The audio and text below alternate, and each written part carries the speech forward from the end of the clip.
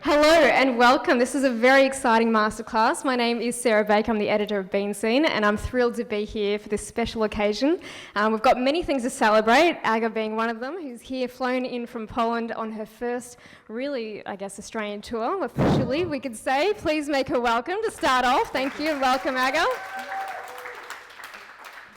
So Aga tells me this is her first time in Sydney, so she's already ticked off the harbour this morning. You saw a sneak peek at the bridge. Or the Opera House? I just needed to check in if the Opera House is real or is it only on the photos. Okay, and it's real. Yeah, it is. Good to I know. haven't touched it, but it was there. Was it awesome? Yeah, oh, yeah, kind of awesome, yeah. Brilliant. And the other thing we're celebrating today as well, happy birthday, Baristas for Baristas. You might have just noticed an extra little balloon display over here, but happy birthday officially to Baristas for Baristas. So we're here today to celebrate that, thanks to Almond Breeze and Baristas for Baristas blend. So for those of you who don't know as well, Baristas for Baristas is a fantastic website, again, celebrating their 1 year anniversary, and was launched really as a platform to listen and educate and inform Australian baristas and our coffee community on the essential tools really needed to help our industry build and grow and develop. So by connecting with our barista community, Baristas for Baristas and Almond Breed really want to develop the industry here in Australia and reach global standards. So they've had a busy year. So not only have Almond Breed's Barista Blend and the Barista for Baristas website been able to really connect and celebrate those in our industry, over the last year they've actually launched the first ever National Barista Day, which was an amazing achievement in itself. And then they went on to undertake a national barista census. So that hadn't been done before, and they had some interesting results really to kind of connect and understand a little bit more behind the barista psyche and what keeps baristas up at night. And interesting, it wasn't just coffee, so if you want to hear more, I'm sure the guys can talk about that later.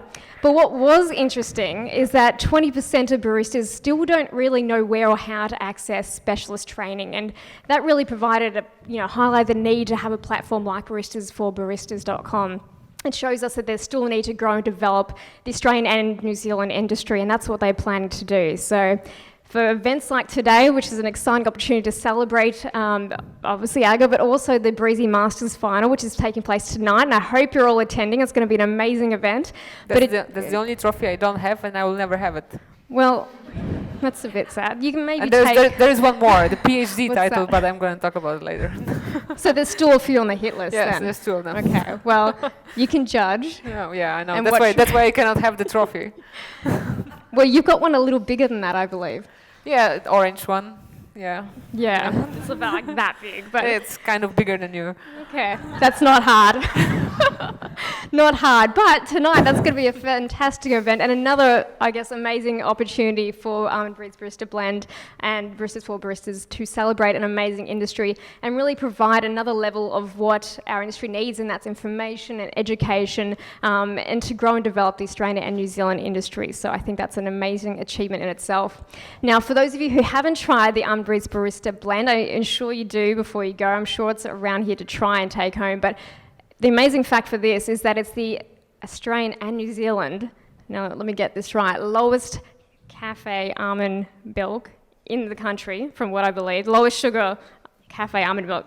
That's right, because it's a bit of a mouthful, but it's true, and I think you should taste it, because not only is it delicious, but it performs really well, it textures well, and you want your customers to be able to walk away with the most delicious and tastiest coffee. So that's another addition to the amazing product that we're offering today. So please check it out. And I guess now, the official introduction. So I think you might have seen this wonderful lady before, who's become an amazing icon for our industry, Aga, as we should call it, because everything's shortened in Australia, so I think that's only fair to say. Like my parents were always taking care of my international career. That's why they gave me the name they gave me. I thought so. Yeah. So we'll keep rolling with it. So Aga. So some of you may have seen her around. She is known as the 2018 World Barista Champion and the first female to ever hold the title in the 19-year history of the WBC. Inspired. Give it up for Aga. Wonderful. Thank you. an amazing accomplishment, but that didn't Yeah. just kickstart the career. I think it started back in 2011, and you've been competing on the stage for a while. A little bit, I yeah. mean, obviously the WBC holds a pretty prestigious title, but Aga's won the London Barista Champ, London Coffee Masters, yeah. third place World Coffee and Good Spirits, Yeah. third World Latte Art Championship, and then like a Yeah. host of other national barista titles. The So list is very just short. a few, The list just is a few. very short. Exactly. So Yeah. just a short history. So we are thrilled to have you here. So Aga joined the Almond Breeze and I guess the global family of Almond Milk last year, which is an amazing achievement. I couldn't think of anyone better to join the family. So it's a great asset to have you as part of the team, and you're here on your first Australian tour. So today we're blessed to be here in Sydney. Tomorrow off to Melbourne, and then to our friends across the ditch in New Zealand. Yep. So And then I have to be back in Europe, so. it's a tough life. It's a tough life.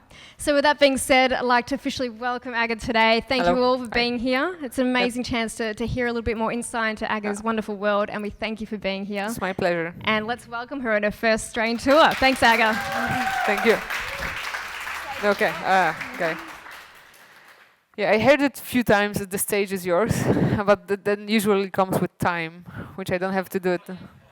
Yeah, like I'm not going to do time today. So hi, as she said, my name is Aga, and you can call me that. If you cannot remember my name, you can also hey you. It's fine. Most of the time I react, so it should be pretty easy. Well, I was invited in here to make a short masterclass about latte art, and as Sarah said, the milk from Almond Breeze is pretty good good texturing and pouring. So all coffees I'm gonna today prepare with some latte art is gonna be using Almond Breeze. So you can try it, you can see it, and if someone is really keen to try it on themselves, we have an espresso machine, we have coffee, so it's pretty easy to use it. So I'm going to talk about latte art, and we basically believe that latte art is just art, because there's a picture on the coffee and it's pretty nice and everything, but there's actually a science and technique behind it. And I'm going to talk about stuff you probably know a little bit, but I'm just going to put the names to it, and I'm going to explain some stuff. As you know, I'm not from English-speaking country, so my English might not be very clear. If you have any questions at any time, just ask. Okay, don't be afraid. I'm not biting. I'm not very aggressive yet. It might change at any point. So if you have any questions and you have any comments, just ask. Okay, feel pretty relaxed. So basically, I'm going to start with a little bit who I am, and as she said, I have some titles, but the most important things about me is that I'm in coffee from 2008, which means I make coffee for 11 years. I used to own a coffee shop. I used to work in a chain coffee shop. Now I don't have a job, so I'm unemployed, which is one of the best things in my life, because I don't have to get up and go to office. I can get up or don't. It's my thing. I'm unsuccessful soccer player, depending on what country you are. I always loved football, and I used to play, but when I broke my arm and when I broke my leg, my mom says no. So that's why I'm in coffee, believe me. That might be the reason. And I did PhD studies in economy, but I never finished it, and my friends keep joking that will be the only title I will never get. But I'm working on it. The PhD will be in coffee, but like in the economic side of coffee, so it might be pretty difficult. I produced 12 quite good coffees in my life, and it was in Amsterdam 2018. It was 4 espressos, 4 milk beverages, and 4 signature beverages that make me be in the place where I am now. And I think this is one of the biggest achievement, that I actually did only 12 good coffees in my life. And I'm addicted to competitions. I keep competing. I don't know how to stop competing. People believe that I'm a little bit crazy because there's a lot of stress, a lot of work, a lot of investment. But in the end of the day, every time you compete, you learn something new. You don't always win. I won the Coffee Masters and I won the WBC, but most of the competition I lose. Just people don't know that. And I believe I will be competing next year also in a few of them. Maybe not. We'll see. And it's kind of an addiction, but it's an addiction of learning, not addiction of winning, because you don't always win, but you can always learn. Okay, so a few words about the paint we use in latte art. What is the paint we use in latte art? yeah, kind of foam, because like almond milk is not the real milk, it's a almond beverage. So we use a foam, and the foam has certain factors that thanks to which you can actually make drawing on it. So this have to be, I'm just gonna put it in here. So you need a wet foam. If there is like not enough, there is like too much or not enough aeration in the foam, you're not able to draw with it. If you steam it too much, there's too much air, like 50% of the milk is air or 60% of the milk is air, it's gonna be too difficult, too stiff to draw, and all you're gonna do is like a big blob in the coffee. We call it like a traditional Italian cappuccino. And if the aeration level will be not enough, you're not going to have the paint. So basically you're going to have coffee and you're going to have the milk, but there's not going to be anything to draw with. So this is one of the factors. The second one is you need fine bubbles. You work in coffee or not? Yes, no, yes, maybe. Okay, so if you work in coffee, you know that if the foam has like two big bubbles, it's not very stable, and basically the drawing is kind of impossible with that.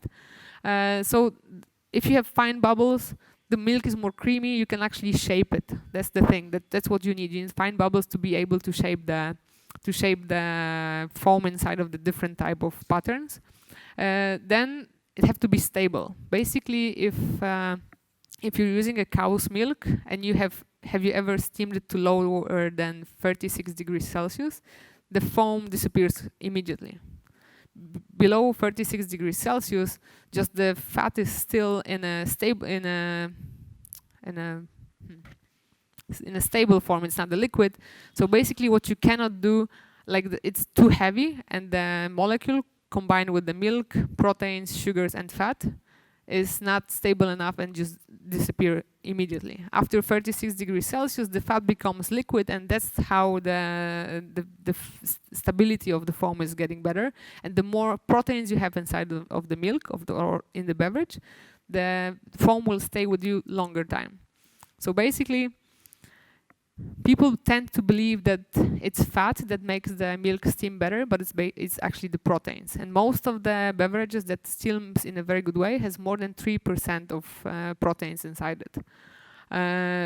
Viscosity, so like you want the foam to be rich and to give you like this creamy, full mouthfeel.